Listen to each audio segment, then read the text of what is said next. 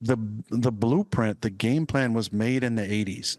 Create a pandemic, you know, with a virus that's going wild, right? Only he was given Fauci was given like over $350 million to research this, to come up with drugs, new or repurposed, to handle the AIDS pandemic, and all they came up with was AZT. And if you do even a smidge of research, and I know I'm not a epidemiologist, I'm not a doctor, I'm not an immunologist, but I can read though, right?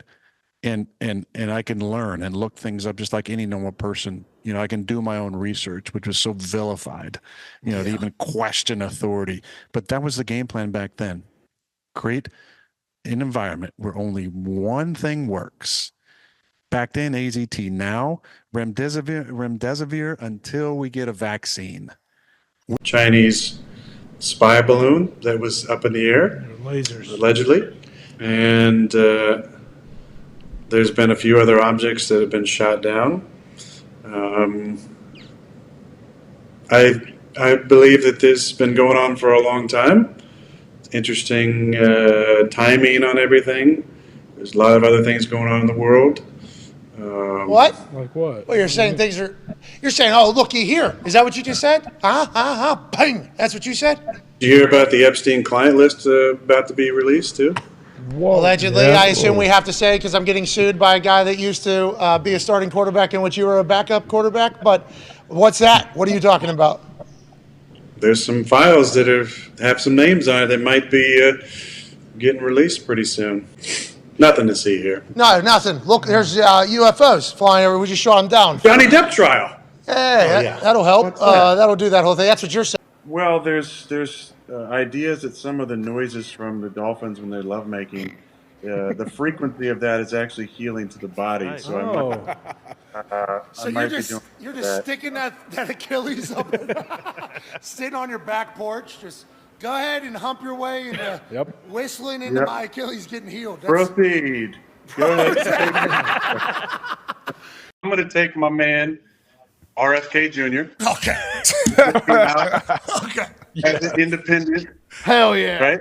And he can have, Tony Fauci or some other pharmacrat, and we can have a conversation about this. Okay. So I'd been ready the entire time for this question and had thought about how I wanted to answer it. And I had come to the conclusion, I'm going to say, I've been immunized. And if there's a follow-up, then talk about my process. But thought there's a possibility that I say I'm immunized. Maybe they understand what that means. Maybe they don't. Maybe they follow up. They didn't follow up.